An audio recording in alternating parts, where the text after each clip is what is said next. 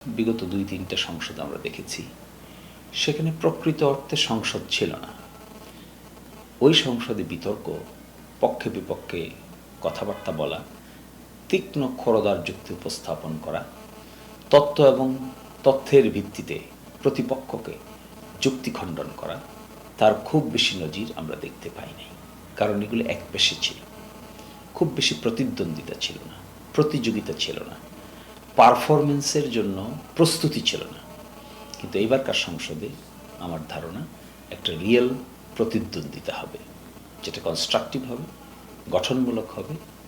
এবং সেই ক্ষেত্রে আমি সংসদ সদস্যদের উভয় পক্ষে যারা নতুন হয়েছেন তাদেরকে আমি অনুরোধ করব, প্রস্তুতি নিয়ে সংসদে যেতে হবে।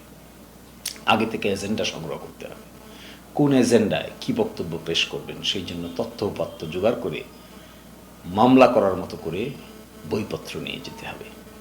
একটা কথা বললে তার সমর্থনে রেফারেন্স উপস্থাপন করতে হবে।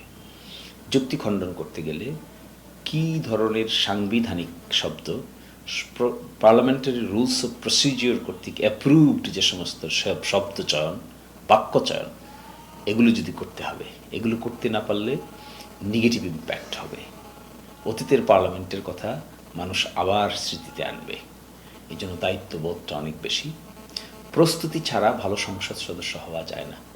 সংসদ সদস্য হতে গেলে আইন কানুন, রাজনীতি, ইতিহাস, কনস্টিটিউশন সম্পর্কে সুনির্দিষ্ট ধারণা থাকতে হবে।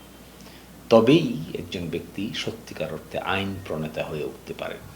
আইনসভার সদস্য চারটিখানি কথা নয়, এটা কোনো লোকাল গভর্নমেন্ট নয়, এটা কোনো স্থানীয় সরকারের দায়িত্বশীল নয়, এটা সারা বাংলাদেশের ভবিষ্যতের 100, 200, 500 বছরের পরিকল্পনাকে সামনে রেখে আইন প্রণয়ন করতে হয়। ওয়েস্টার্ন ওয়ার্ল্ডে আমরা বিভিন্ন জায়গায় যাওয়ার সুযোগ হয়েছে।